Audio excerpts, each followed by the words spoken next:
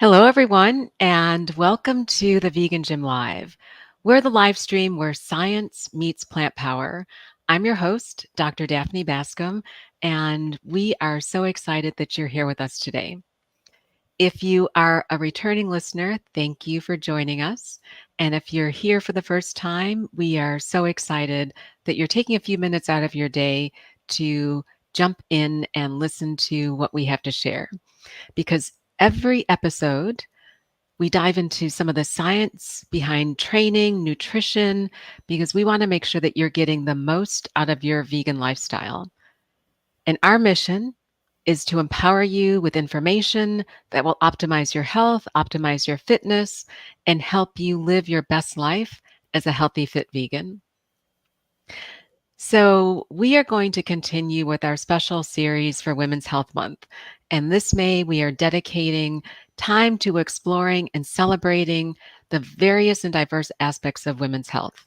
And I am so excited to have joining with me today Coach Sarah Bright to talk about bone health. Hello. Sarah, welcome. Thank you so much. Thanks for having me. So, Sarah, this is your first time on the Vegan Gym Live. Would Yep. you mind sharing a little bit about your vegan journey? Yeah, of course. I think like a lot of people, I kind of played at vegetarianism for a long time, right? You go through phases, you'll eat vegetarian and then you go back to your omnivore ways and in and out. And I did that for many years. And then in 2017, when I was doing my yoga teacher training, um, it really struck me that as part of that yoga journey, I really needed to make a commitment to vegetarianism and then eventually veganism as part of the philosophy of yoga. One of the tenets is ahimsa, which is nonviolence, and that is not perpetrating violence in the world or allowing it to be perpetrated on your behalf. And so that was when I sort of full stop, no more, not doing it, gotta cut it all out. And it, it changed me in ways I wasn't expecting, not just from a health perspective, but just as sort of a human being. And I think I still count it as absolutely one of the best decisions that I have ever made for myself. So that's sort of how I got there. I don't think I actually ever expected to be vegan. I don't think I ever expected I'd be one of those people walking through life being like, I'm vegan. I'm required by the vegan authorities to let you know that. Um, so, but it has been, my whole family is vegan now, Awesome. yeah. So it's really a lovely lifestyle in a lot of ways. And how did you choose to become a health coach? Oh gosh. Um, Growing up, I was never athletic, never did sports, absolutely didn't know anything about it. But what I did know was that I never felt strong. I always felt very, I guess, really truly weak and vulnerable in a Mhm. lot of ways. And then I had sort of this weird interest in weight training. I don't know where it came from, but when I was little, and this is my most embarrassing story, and I'm going to just go ahead and tell it, trying to make it less embarrassing. But I would keep rolls of pennies and quarters in my room. And I'm talking like 9 years old, little. And I would use them as hand weights. And Oh. I know it's so cute, but also kind of sad. But anyway, so I would lift these little like rolls of pennies and quarters in my room. And I thought they were so heavy. Um, but that sort of stuck with me. And then it was in college, my boyfriend at the time, who's now my husband, took me to the gym and helped me learn how to lift weights. And I thought, this, this is the thing that Mhm. I've been looking for. This is the thing that empowers me, that physically makes me stronger, that mentally makes me stronger. And I kept at it. And at a certain point, I think in a lot of people's journeys, they realize this has been so impactful in my life that I want to make it part of my mission to share this with others. And so that is how I became a coach. That was, I think I did my very first personal training certification in 2002. And so I kind of never looked back, just always been on a mission to share what I learned for myself with anybody who wanted to know. I just think it's life-changing. So, And, Sarah, it's amazing that you found the gym because I think, and, kudos to Chris for dragging you there and introducing you to the weight room because I feel, and it's less so now, that many women for years were not comfortable going into the weight room. yeah, absolutely. I wanted to do it in high school, and I was told, "Oh, the weight room is for the football players." And which is Who silly we on so many levels, but I also remember, like, the one day they took us in there, and again, we have to remember, very weak, very vulnerable.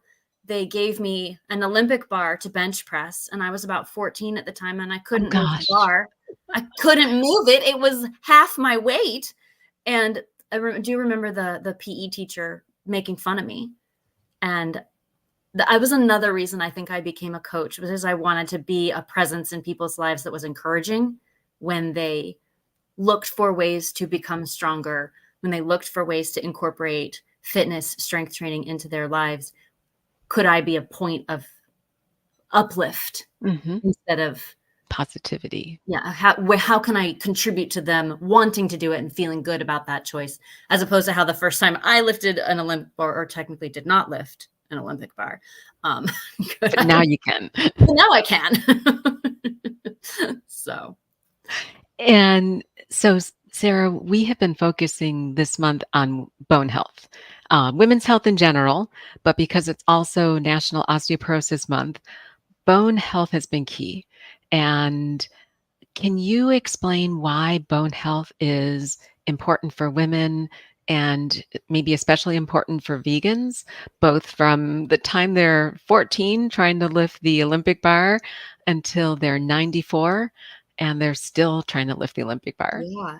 I think bone health is crucial for everyone, right? I think there's kind of a myth that it's just for older women, like that's when you should start focusing Mm, on bone health. And really, everyone, but especially women, should be thinking about their bone health essentially from the get-go, yeah. right? Is making sure that our children, our nieces and our cousins are getting enough calcium and nutrients and things like that.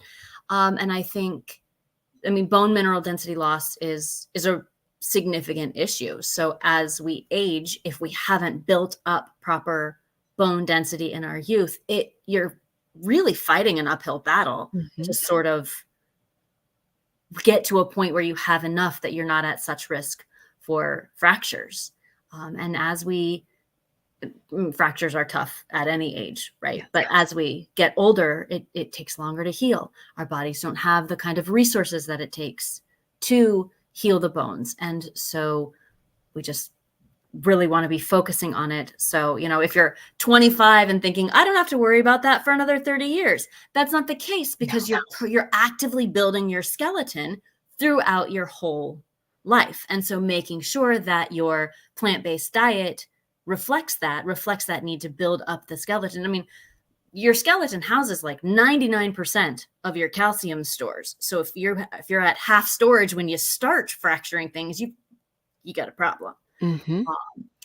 And it is interesting because you'll hear people say, oh, plant-based diets are low in calcium and protein and vitamin D and B12 and fatty acids. And I think it's funny because I'm just like, what kind of plant-based diet are you eating? Because my plant-based diet and our clients' plant-based diets are spot on. Exactly.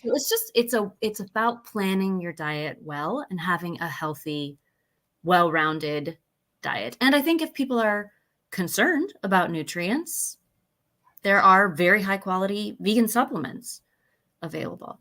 I also think it's very important to talk about the fact that a plant-based diet has benefits for bone health that an omnivore diet don't, because vegans tend to eat more fruits and vegetables and grains and nuts and legumes and things like that. We just tend to eat a higher volume of them, which Uh-huh. contain um, minerals and phytonutrients that can have a protective effect on bone loss, right? So the acid load of the body isn't so great as it is in a diet that includes meat and dairy and things like that. So you have the benefit of getting all the nutrients you need Mhm. and you're not having the detriment of these other foods. So I actually think a plant-based diet is very cool in its way of sort of keeping you at your best bone mineral density.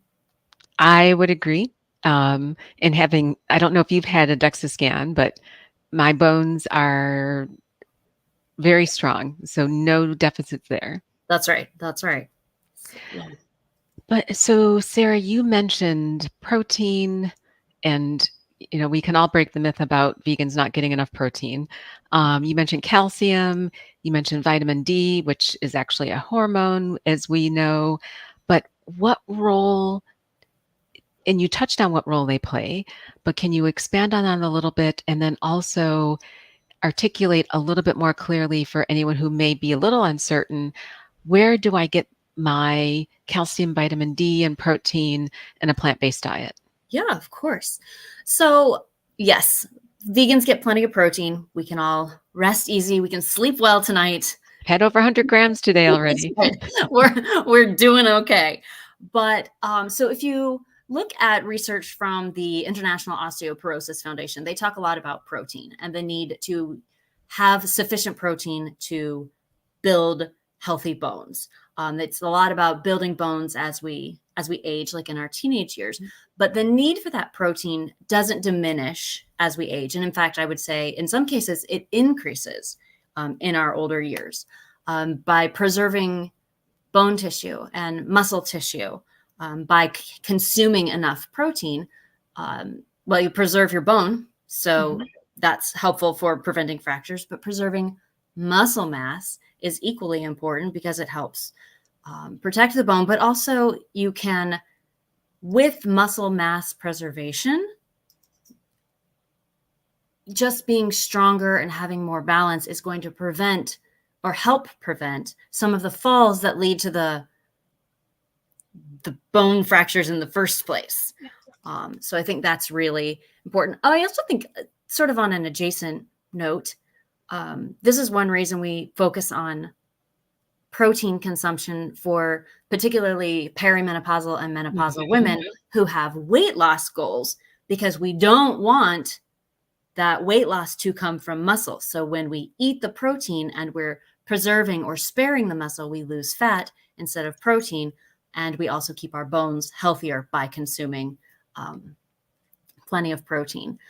There's also research that shows people who do fall and who do get a fracture have better clinical outcomes and can shorten hospital stays if they are consuming sufficient protein during the healing process, which I think is fascinating, right? That at any point in the process of building the skeleton, maintaining the skeleton, trying to prevent loss of the skeleton, protein plays a vital role in all of these times, even post-injury.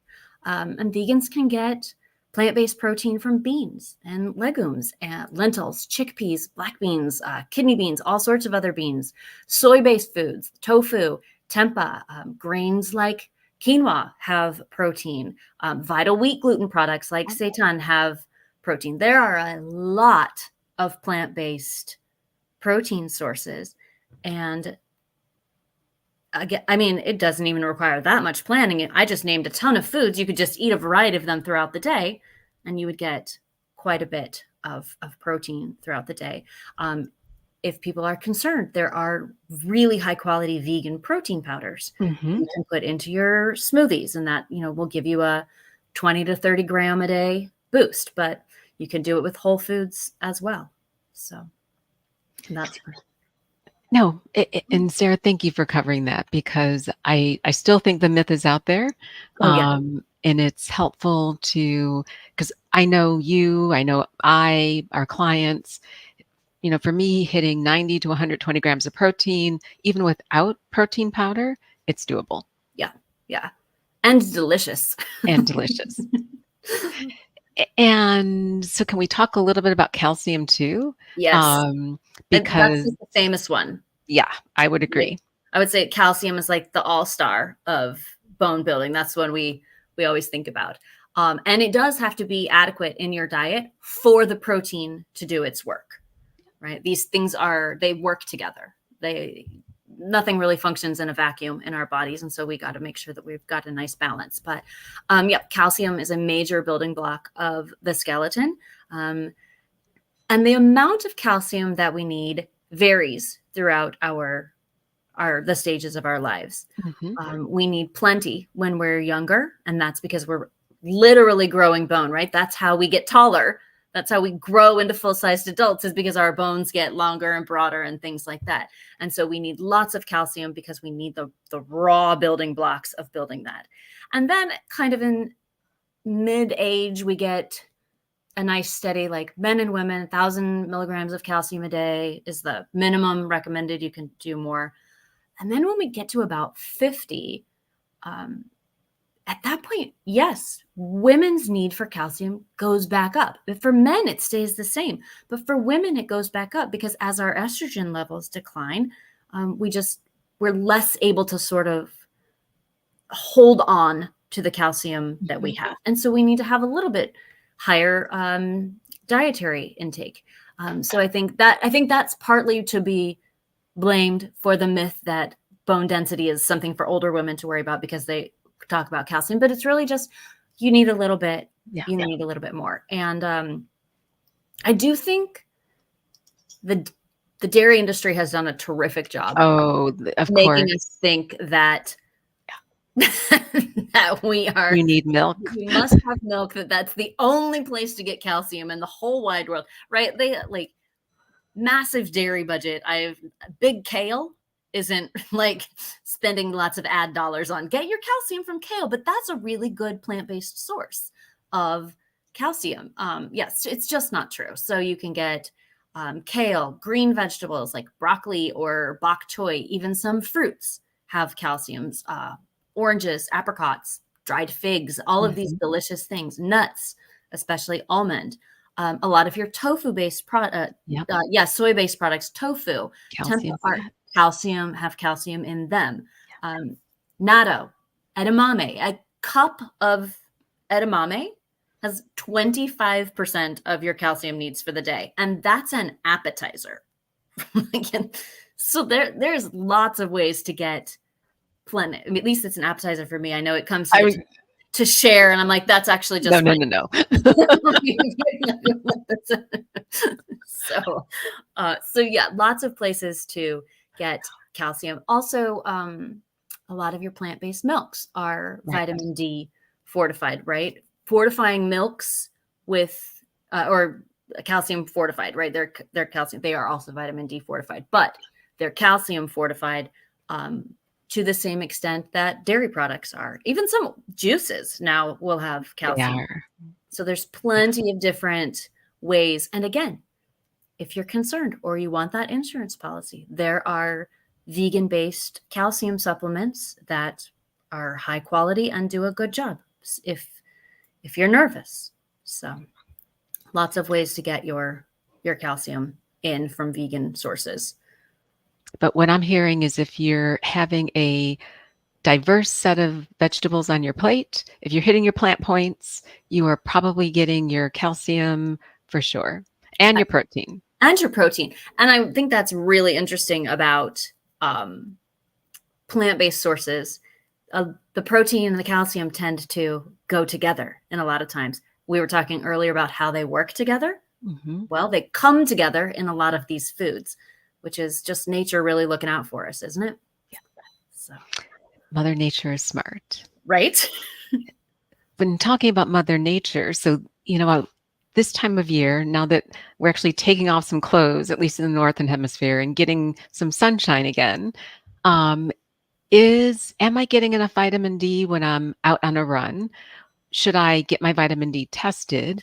And so when you talk to your clients, how do you coach them around their vitamin D needs, especially your female clients? That's vitamin D is, like you said, it's really a hormone. It really interacts with our body hormonally.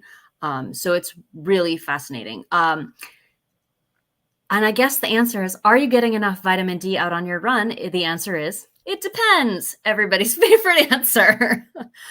But typically 10 to 30 minutes in the sun for most days of the week is sufficient. Now, the darker your skin, the longer you Mhm. need to be out in the sunshine to make that happen. And then when you're finished getting your sun for the day, everybody put your sunscreen on because Yep. they got to protect yourself in that way. But some sunscreen free time, most days, can be very beneficial. Your body will make sufficient vitamin D. You wouldn't need a supplement. You wouldn't necessarily have to worry about it from your diet. But the trick, of course, is not everybody lives in a place where it's sunny all the time, right? It can be very dark, it can be rainy, it can be cloudy. It can be too difficult. You might live in a place where it isn't safe to get outside, right? So there are a lot of reasons you might not be able to get outside. The recommended amount of vitamin D for most adults is 600 international units. Mhm. We don't really know how much we're making. I can't just be like, yep, that's You 600. don't have a gauge on you? Like my Apple Watch does not monitor like how much my Not body, how yet. much vitamin D, right? Not yet. And so you can consume vitamin D fortified foods. Again, you're back to your plant milks. And by the way, dairy does not naturally have vitamin D. It also needs to be fortified. So like the need for vitamin D, I think it's been the law that milk has to be fortified with vitamin D since the 1940s or something like that. This is a largely mandated thing because it is such a public health issue, is making sure people have sufficient vitamin D. So yeah, again, it depends if you're getting enough. But we do need the vitamin D because the vitamin D is what helps our bodies absorb the calcium, which is why so many of those calcium foods are fortified with vitamin D, right? Because we need them at the same time. Yes, I think a lot of people should probably get their vitamin D levels tested. Mhm. I think that's I think it's beyond the scope of what we're talking about today, but there are a lot of sort of side effects, very extreme ones, but also low vitamin D can be part of seasonal affective disorder, Right. and all kinds of other sort of issues, which is why we tend to supplement quite a bit in the darker months, depending um, on where you live. So, but yes, vitamin D can, yeah, fortified foods. Oh, a fun one that's a whole food, mushrooms. Oh, yes, especially if you sun them. Yes, you can actually, the You mushrooms will make more vitamin D Yep, if you put them in the sun skills up. and then eat them, like, which is I'm not a kind of mushroom neat. fan. I'm not a mushroom fan either, and I keep wanting to be a mushroom. Every so often I eat mushrooms. I'm like, oh, right, don't like them. No. But if you like mushrooms, and a lot of people love them, that's such a neat way to get vitamin D because you can actually get even more by they're like you, right? You'll make vitamin D in the sun, so will they. So you can consume that. So again, I think yes, I think everyone should probably get their vitamin D levels tested at least once in a while. Not just vegans, Yeah, everyone. I really do believe that. But agreed. I would say that is one of the supplements that I'm most diligent about taking, particularly throughout kind of like The November to winter. March, right? Like other supplements for me may come and go, but that one always kind of got to stick with it. So there you go. And Sarah, one of our listeners mentioned that from her DEXA scans, pre-vegan, her bone density, her Z-score is 1.5, and now as a vegan, it's 2.1, which is amazing. Incredible. That's so great. And then we did have a question. I think you mentioned it earlier in terms of what is the recommended calcium intake per day Um, for older women, for it's older women? 1,200 milligrams of calcium per day, which is slightly above the recommended level of 1,000. So And Sarah, last week we had Coach Megan on, and she talked a little bit about resistance training. But before we wrap up today, and knowing that you are our, our team yogi, um, is yoga good for bone health? yoga is great for bone health for a lot of the same reasons that resistance training is. Many yoga poses help build muscle, help build strength, and therefore help build bone, preserve bone. Yoga, I mean, of course, I'm biased, but I also think it's particularly useful because it does help with things like balance.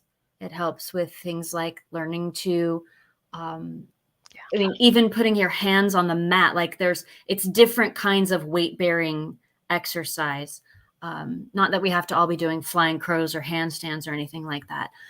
But yeah, so I find yoga to be particularly good for building strength, building muscle mass, balance. It's also accessible in ways that some sorts of strength training Correct. are not, right? I always recommend if you are new to yoga, call the studio, talk to the teacher. Always let them know that you're new because yoga teachers want you to have the best experience possible. And so there are classes for all levels of yoga. And I say levels because that's not really like a true thing, but find a yoga class that you're comfortable in. If you're brand new, there is a yoga class for you. There's a YouTube video for you to start building up muscle mass and your bone density through yoga. Thanks, Sarah.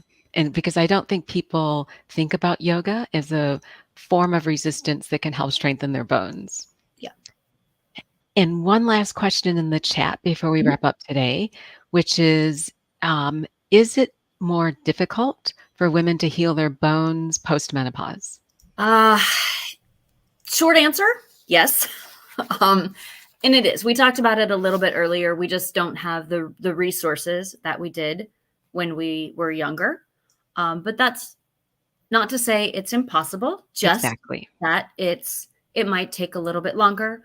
And so prevention is, of course, always the best medicine, right? Isn't that the saying, prevention is the best It medicine? is. So yes, while it might take you a little longer, yeah, you can still take care of your skeleton. You can still heal your skeleton and still have a very active, healthy life, for sure. But the point you made, and to recap, was your bone health starts in your 20s. Don't wait until you're my age to think about, now I need to think about my bone health. You are laying the foundation for healthy bones in your 20s and 30s. That's right. That's right.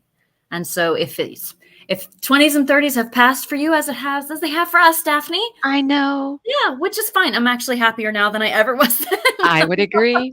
But I think the idea is we can also be looking out for the younger women that are in our lives and, spread the good word that bone density starts young, right? So I think we can take care of ourselves and we can take care of future generations of women as well. Agreed. And I know, Sarah, between the two of us, we could talk about women's health for hours. But for today, we have to wrap up. So thank you so much for joining me on the Vegan Gym Live. Thank you for having me. Thank you also, everyone listening and watching, for joining us. We can't wait to connect with you again next week when we will have our registered dietitian, Anna, joining us to talk about vegan parenting. Until then, stay strong, keep pushing forward, and remember, we care about each and every one of you. Be well, superheroes, and we'll see you next week. Take care.